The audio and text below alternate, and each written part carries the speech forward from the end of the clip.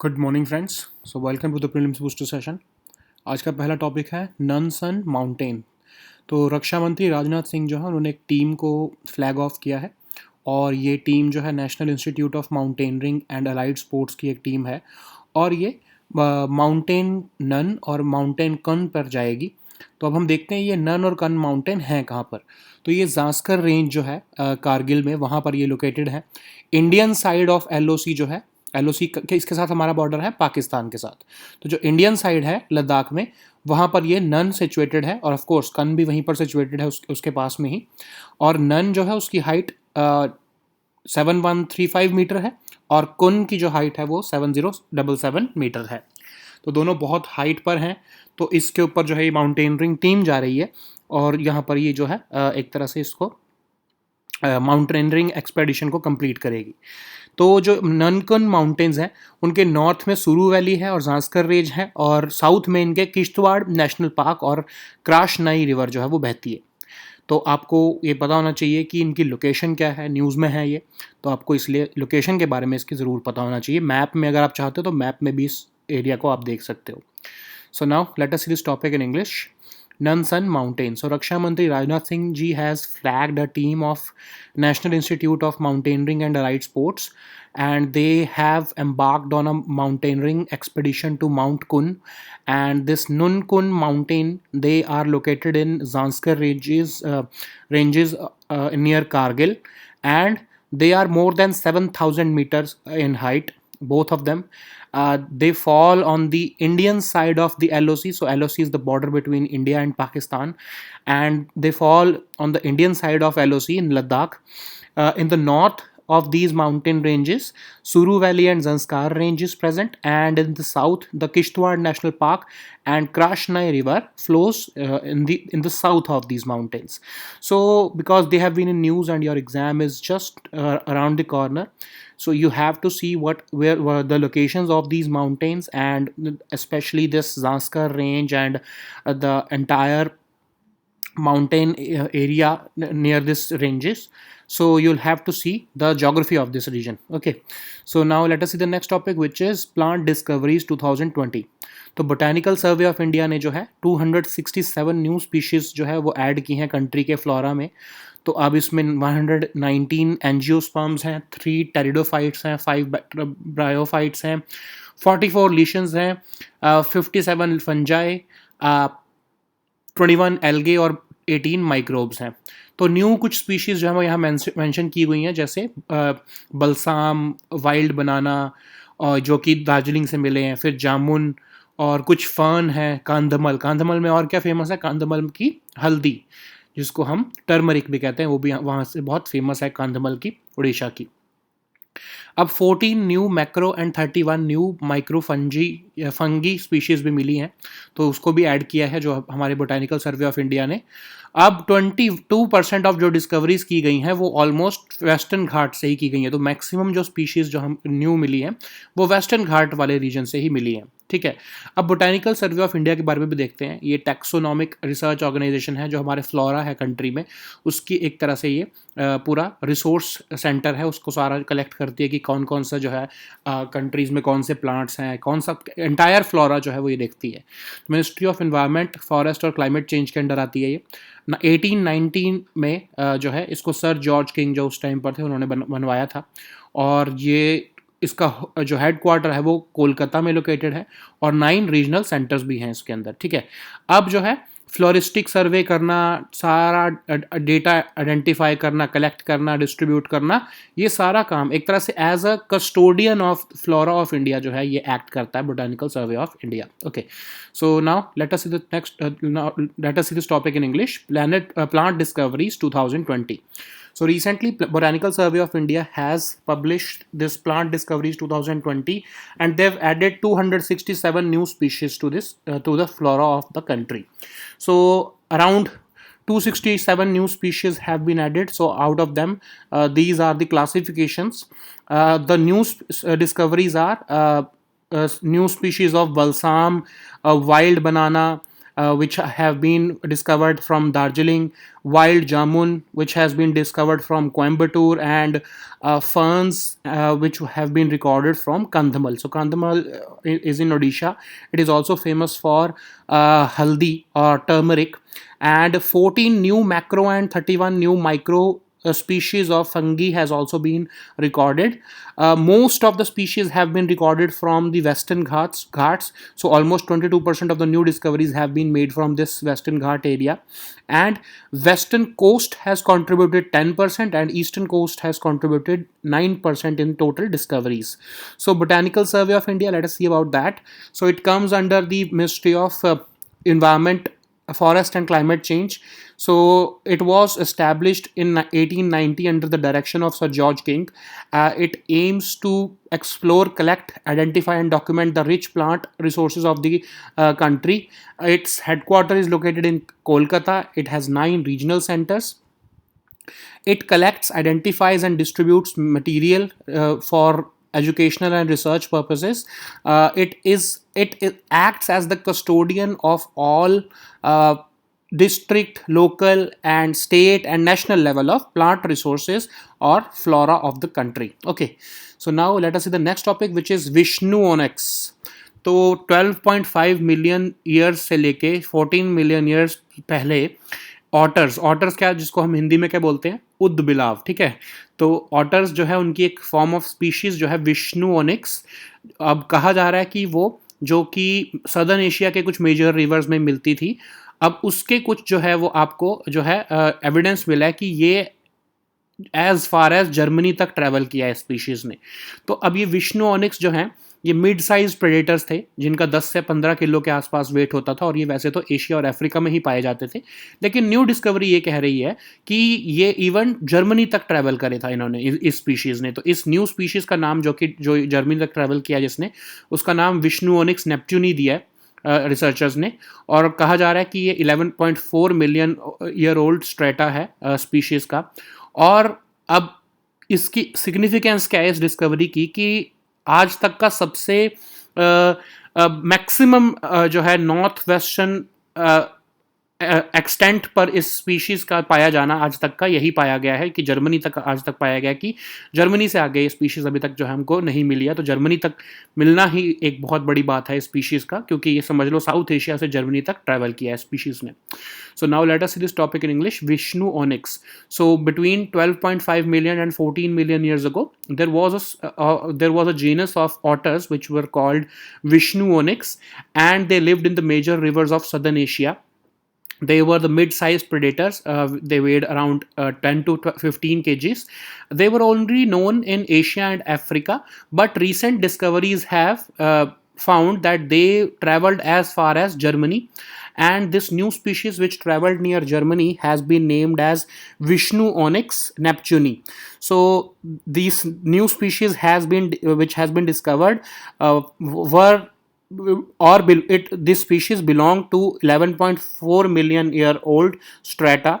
And the significance of this discovery is that it's the most northern and western record of the presence of this species till date. Okay, so now let us see the next topic, which is Evergrande. Evergrande बहुत news में चल रहा है, आपको पता होगा, इसके बारे में थोड़ा बहुत आइडिया होगा। और कहा जा रहा है कि एवरग्रैंड जो है बेसिकली एक बहुत बड़ी रियल एस्टेट कंपनी है चाइना की। 250 चाइनीज़ सिटीज़ में इसकी प्रेजेंस है, और ये ऑलमोस्ट कोलैप्स कर रही है। इसका जो है डेट $300 बिलियन का पहुंच चुका है, और जो है ये बैंकरप्ट होने के कगार पे है। और उसकी वजह से कह रहे हैं कि कहीं जैसे जो लीमन ब्रदर्स, आपको पता होगा सब प्राइम क्राइसिस आया था जो यूएस में 2007-8 के आसपास, तो वो वाला एक मोमेंट ना हो जाए और वर्ल्ड इकोनॉमी जो है वो रिसेशन के फेज़ में ना चले जाए, और खासकर चाइना। तो ये इसके ऊपर इकोनॉमिक एक्सपर्ट्स कह रहे हैं कि क्या ऐसा मोमेंट हो सकता है चाइनीज़ इकोनॉमी में, तो उसके बारे में डिस्कशंस चल रही हैं। तो देखते हैं कि ये क्राइसिस है क्या, क्यों शुरू हुआ, क्या इसका रीज़न है, ठीक है। तो देखते हैं। एवरग्रैंडे जो है एक 1996 में कंपनी बनी। शुरू में तो ये सिर्फ पानी बेचते थे, बॉटल वाटर बेचते थे, धीरे धीरे पिग फार्मिंग के बिजनेस में, और धीरे धीरे फिर ये चाइनीज़ रियल एस्टेट जायंट बन गए, ठीक है। और 250 चाइनीज़ सिटीज़ में ये होम जो है कंस्ट्रक्शन के बिजनेस में चले गए और जो है मिडिल क्लास जो है चाइना का, वो इनसे घर खरीदने लगा।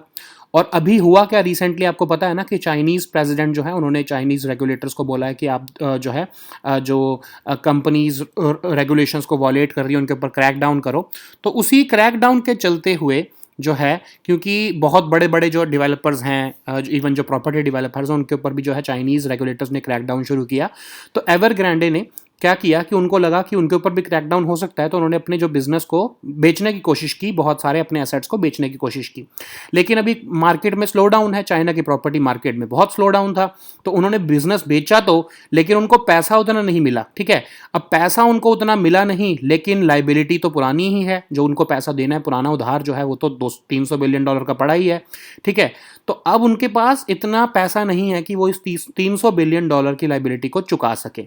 ठीक है, तो अब क्या हो रहा है कि वो अपने आप को बैंकरप्ट घोषित करने के लिए कह रहे हैं कि हमारे पास पैसा नहीं है, हम नहीं चुका सकते।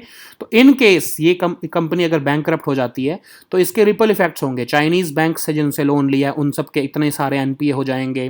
फिर चाइनीज़ बैंक्स जो है उन्होंने कितना क्रेडिट जो है वो दिया है, उससे आगे जो डिपॉजिटर्स का पैसा भी फंस जाएगा। ठीक है, तो एक पूरा रिपल इफेक्ट इकोनॉमी में आ सकता है। इसीलिए जो है कहा जा रहा है कि चाइना में जो है एक इकोनॉमिक रिसेशन तक की प्रॉब्लम आ सकती है अगर ये बहुत ज़्यादा बढ़ गया तो। ठीक है, अब सिर्फ जो है एवरग्रांडे का ही इशू नहीं है, एक और कंपनी है वहाँ पर, ये नाम देखो यहाँ पर दिया है, हुआरोंग। हुआरोंग भी एक फाइनेंशियल कॉन्ग्लोमरेट है, उसका भी जो है ऑलमोस्ट 240 बिलियन की लाइबिलिटीज़ उनकी भी पड़ी हैं, और उनके साथ भी ऐसा ही हो रहा है जब से चाइनीज़ रेगुलेटर्स ने क्रैकडाउन शुरू किया है। उनके पास भी पैसा देने को नहीं है, और अगर वो भी बैंकरप्ट हो गए तो एक बहुत बड़ा फाइनेंशियल क्राइसिस जो है चाइना फेस कर सकता है। ठीक है, लेकिन क्या एक्चुअली में चाइना जो है वो इतना बड़ा फाइनेंशियल क्राइसिस फेस करेगा? तो हम देखते हैं कि ऐसा होगा या नहीं होगा, क्या चांसेस हैं इसके। ठीक है, अब जो है एवरग्रांडे जो है, एक तो चाइना जो है उसका जो 3/4 ऑफ जो कंट्री की हाउस होल्ड वेल्थ है वो हाउसिंग सेक्टर में ही लॉक्ड अप है। ठीक है, मतलब 3/4 पैसा जो चाइना के हाउस होल्ड लोगों के पास था वो उन्होंने अपना घर खरीदने में लगाया हुआ है। ठीक है, तो अगर वो sector, real estate sector crash होता है तो पूरी कंट्री पे उसका इफेक्ट ज़रूर देखने को मिलेगा। ठीक है, फिर चाइना जो है एक रे ऑफ होप की तरह दिखा था जब से post pandemic global economic recovery होनी शुरू हुई है। लेकिन अगर उसमें भी इकोनॉमिक रिसेशन आ जाएगा तो वर्ल्ड वाइड भी एक इशू हो जाएगा कि एक ही तो होप थी जहां से इकोनॉमिक रिकवरी हमको देखने को मिल रही थी, अगर वहां पर भी ये सिचुएशन आ गई तो वर्ल्ड इकोनॉमी कैसे सस्टेन करेगी। ठीक है, फिर हुआरोंग जो है चाइनीज स्टेट ओन्ड एक फाइनेंशियल कॉन्ग्लोमरेट है, उन्होंने भी जो है वो है, उनके में भी फाइनेंशियल रिस्क आ रहे हैं। तो अगर वहां पर भी ये प्रॉब्लम हो गई तो हुआरोंग की जो प्रॉब्लम है वो भी आगे एस्केलेट करनी शुरू हो जाएगी। ठीक है, सो हुआरोंग की प्रॉब्लम और ये एवरग्रांडे की जो ये प्रॉब्लम है, इन दोनों को ये कंपाउंड हो गई तो चाइना के लिए बहुत प्रॉब्लम आ जाएगा। लेकिन एक कंफर्ट का एक बात क्या है कि चाइनीज कम्युनिस्ट पार्टी जो है वो ऐसा होने नहीं देगी, क्योंकि जब अगर हम लीमान ब्रदर्स के साथ हम कंपैरिजन करें तो लीमान ब्रदर्स का इशू क्या था कि यूएस की इकोनॉमी फ्री मार्केट आइडियलिज्म पर है। ठीक है, लेकिन चाइना में स्टेट कंट्रोल बहुत ज़्यादा है, तो चाइनीज़ कम्युनिस्ट पार्टी जो है अपना पूरा वेट डालेगी इस क्राइसिस को रोकने के लिए, क्योंकि उनके लिए भी एक सर्वाइवल का प्रॉब्लम आ सकता है। अगर ऐसा इकोनॉमिक रिस्क आया तो वहाँ पर पॉलिटिकल रिस्क भी आ सकता है। इसलिए चाइनीज़ कम्युनिस्ट पार्टी जो है वो ये अश्योर करने की कोशिश करेगी कि ऐसा रिस्क जो है वो स्पाइरल आउट ऑफ कंट्रोल ना हो और ये एक बहुत बड़ा क्राइसिस ना बने। तो हमको यही एक बहुत बड़ी होप है कि चाइनीज़ कम्युनिस्ट पार्टी जो है वो इसके ऊपर कुछ ना कुछ करके इसको इशू को हैंडल कर लेगी, चाहे उनको अपने इकोनॉमिक रिजर्व्स को यूज़ करना पड़े। ठीक है, so now let us see this topic in English. Evergrande. Evergrande is a crisis, an economic crisis, which is boiling in China since the last few days, and it has been news. So let us discuss that. So Evergrande, it's a very big real estate company, and it started out in 1996 initially as a seller of bottled water. Then slowly they entered into pig farming business, and later on they turned out to be the Chinese real estate giant. After some issues, the recent issues that have plagued the real estate sector, there is a possibility that Evergrande, which owes almost $300 billion to the market, they are looking towards bankruptcy. Okay, so people are comparing it with Lehman Brothers issue. So Lehman Brothers issue was that America entered into a financial crisis in 2007-8 when Lehman Brothers they declared bankruptcy. So because of this housing sector and real estate sector fall, the financial crisis that spiraled out of control in USA, it percolated into the entire world economy, and that's why it is being this Evergrande real estate crisis is being compared to Lehman Brothers. Okay, so what happened with Evergrande is that in the last few months, since the last few months actually, Chinese president has asked the Chinese regulators to crack down on those sectors which are having uh, unregulated or which are having corruption in their transactions. Okay, so the Chinese regulators they started cracking down on such sectors like digital economy, education, and even property developers who had higher borrowings.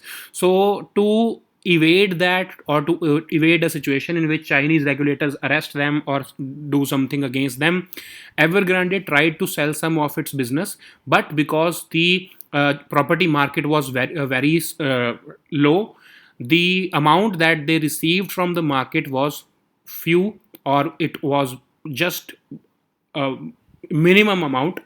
So, but the liabilities of Evergrande are $300 billion, and they have just received a minimum amount of money by even selling their assets. So what is happening, there is a huge gap between their assets and liabilities. There is a mismatch, and they are looking towards bankruptcy now. Okay, so that's why all this Evergrande is so big that it is that it has expanded to almost 250 Chinese cities, and this real estate boom which this Evergrande rode during the last few decades, it is also reducing down.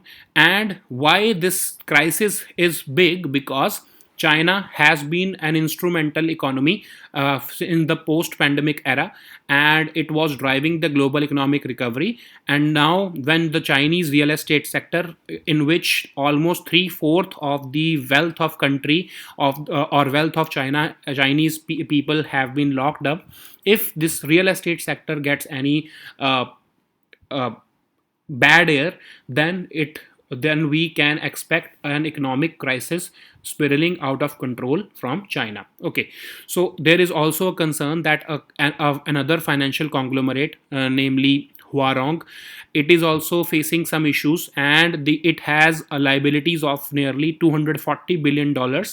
If this Evergrande and this Huarong they go bankrupt, and the ripples around the Chinese economy will be huge, and it will also affect the rest of the world, because China is an export oriented economy, and it will affect the rest of the world also. So people are claiming that after exporting the virus, the Chinese are looking to export an economic crisis to the rest of the world. Okay, so of course these are just statements. Of course, we are not sure what will happen in the future, because we have a ray of hope in the Chinese Communist Party, because they cannot afford an economic crisis at this particular time. Because their economic progress is intertwined with their political survival. That's why they would not want any political risks to emerge out of the economic crisis. Okay, so they will probably handle this situation. They will throw their weight behind this crisis, and they will handle it, even if it means that the Chinese government has to use its foreign exchange reserves. Okay, so now let us see the next topic, which is state food safety index. तो union health minister जो है उन्होंने food FSSAI का जो third state food safety index है उसको release किया है. गुजरात जो है उसने टॉप किया है उस स्टेट में. जो बड़ी स्टेट्स में जो है गुजरात ने टॉप किया है, और छोटी स्टेट्स में गोवा ने टॉप किया है, और यूटीज़ में जम्मू कश्मीर, अंडमान एंड निकोबार और न्यू दिल्ली ने जो है वो टॉप रैंक सिक्योर किया है. तो इसको जो FSSAI जो है स्टेट फूड सेफ्टी इंडेक्स को FSSAI ने बनाया है. अब ये क्या करता है, स्टेट्स की परफॉर्मेंस को मेजर करता है फूड सेफ्टी के कंटेक्स्ट में. 5 पैरामीटर्स हैं, ठीक है. तो ये ह्यूमन रिसोर्सेज हैं, institutional arrangements, compliance, food testing etcetera, ये सारे जो हैं ये इन पैरामीटर्स पर FSSAI जो है वो मेजर करता है स्टेट्स की परफॉर्मेंस को कि उनकी स्टेट में फूड सेफ्टी का कितना जो है वो ध्यान रखा जा रहा है, ठीक है। तो अब FSSAI जो है वो एक ऑटोनॉमस बॉडी है ministry of health and family welfare के अंडर। 2008 में इसको बनाया गया है ताकि फूड हाइजीन और क्वालिटी के ऊपर जो है वो एक तरह से मॉनिटर किया जा सके। एक एक्ट प्रॉपर बनाकर food safety and standards act 2006 उसके अंडर इसको बनाया गया है, तो एक तरह से स्टैट्यूटरी बॉडी हो गई। और पब्लिक हेल्थ को प्रमोट करने के लिए और प्रोटेक्ट करने के लिए इसको बनाया गया है। एक नॉन एग्जीक्यूटिव चेयरपर्सन होता है इसका, ठीक है, जो कि सेंट्रल गवर्नमेंट अपॉइंट करती है, और वो है जो है वो सेक्रेटरी रैंक से नीचे का नहीं होना चाहिए, ठीक है। So now let us see this topic in English. State Food Safety Index. So recently, Union Health and Family Welfare Minister has released this third State Food Safety Index, which measures the performance of states across 5 parameters of food safety. So Gujarat has topped the list in terms of larger states. In terms of smaller states, Goa has stood first. In terms of UTs, Jammu Kashmir, Andaman and Nicobar Islands, and New Delhi have secured top ranks. So these are the parameters which I mentioned here: human resources, institutional arrangements, compliance, etc. So these are the parameters based upon which the state food safety index rankings are given. So FSSAI is an autonomous body which has been established under the Ministry of Health and Family Welfare. It was set up in 2008 after the Act of Food Safety and Standards was passed in 2006. So it is responsible for protecting and promoting public health. It is headed by a non-executive chairperson, which is appointed by the central government, and that this chairperson should not be below the rank of secretary in the government of India. Okay. So now let us see the next topic, which is Havana syndrome. तो एक US intelligence officer जो अभी CIA director के साथ India में आए थे, उनको यहाँ पर हवाना सिंड्रोम जो है वो महसूस हुआ है, ठीक है। तो हवाना सिंड्रोम है क्या? 2016 में सबसे पहली बार इसकी जो है वो रिपोर्ट किया गया था कि यूएस डिप्लोमेट्स जो हैं और जो एम्प्लॉयज़ जो हवाना कहाँ पर है? क्यूबा में, जो वहाँ पर स्टेशन थे, उनको एक बहुत अजीब सी साउंड सुनने को मिलती थी, और उनकी फिज़िकल सेंसेशंस जो होती थी रूम में वो बहुत ही अजीब लगती थी उन्हें। उनको नोज़िया जैसे सिचुएशन, बहुत सिर दर्द होता था, थकावट रहती थी, डिजीनेस रहती थी, स्लीप प्रॉब्लम्स होती थी, और इवन हेयरिंग लॉस जैसी सिचुएशन भी आ जाती थी विदाउट एनी प्रॉपर कॉज। मतलब सबको ऐसा फील हो रहा है वहाँ पर जितने भी जो है यूएस के एम्प्लॉयज़ थे, क्योंकि इसके बारे में पता नहीं था, इसलिए उसको नाम दिया गया हवाना सिंड्रोम, के हवाना में ऐसा हुआ है यूएस के एम्प्लॉयज़ के साथ, तो उसको नाम दिया हवाना सिंड्रोम। तो कहा गया, यूएस द्वारा कहा गया कि क्यूबा जो है, क्यूबन इंटेलिजेंस जो है, वो ऐसे कुछ माइक्रोवेव या सोनिक अटैक्स करती थी जो है, जिसकी वजह से यूएस एम्प्लॉयज़ सफ़र करते थे, ठीक है। तो इसमें माइक्रोवेव वेपन्स का यूज़ किया जाता है, ठीक है। तो ऐसा क्लेम किया जा रहा है, of course national academy of science जो कि यूएस द्वारा में बेस्ड है, उन्होंने ऐसा क्लेम किया है कि माइक्रोवेव वेपन्स का इसमें यूज़ किया जाता है, ठीक है। तो माइक्रोवेव वेपन्स क्या होता है कि डायरेक्ट एनर्जी वेपन्स होते हैं ये, ठीक है। एक फोकस्ड फॉर्म में माइक्रोवेव जो होती हैं, माइक्रोवेव्स होती हैं, वो एक सोनिक फॉर्म में या लेज़र फॉर्म में एक पर्टिकुलर पर्सन के ऊपर टारगेट की जाती हैं। तो क्या होता है कि उनके ब्रेन में, अब किसी के सिर के ऊपर अगर आप बहुत जो मतलब पिन पॉइंट माइक्रोवेव्स टारगेट करोगे, तो उस पर्सन को एक बजिंग साउंड सी सुनने को मिलेगी, और धीरे धीरे उसकी जो है वो क्या होता है, माइक्रोवेव आपको पता है ना कैसे वर्क करता है।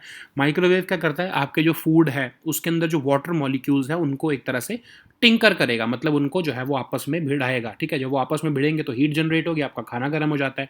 तो सेम सिचुएशन आप अपने ब्रेन के बारे में सोचो, अगर माइक्रोवेव आपको टारगेट कर रही है आपके ब्रेन को, तो आपके ब्रेन जो है मोस्टली वो वाटर से बना है, तो वाटर मॉलिक्यूल्स उसके अंदर अगर हीट अप शुरू हो जाए तो आपकी ब्रेन की फंक्शनिंग में भी तो प्रॉब्लम आएगी ना, ठीक है। तो वही सेम जो है माइक्रोवेव वेपन्स में होता है कि माइक्रोवेव वेपन्स जो है आपके ब्रेन को टारगेट कर रहे हैं, और उसकी वजह से क्या हो रहा है, एक्यूट और लॉन्ग टर्म इफेक्ट्स हो सकते हैं उसके, और फिजिकल डैमेज देखने को तो नहीं मिलेगा, लेकिन आपको जो है सिवियर हेडेक, फैटीग, ऐसी प्रॉब्लम्स आपको देखने को मिलेंगे। और इन केस हु नोस, क्या पता ये लॉन्ग टर्म में एक इंसान को पागल भी कर दें, या फिर इवन फेटल भी हो, तो you never know about that.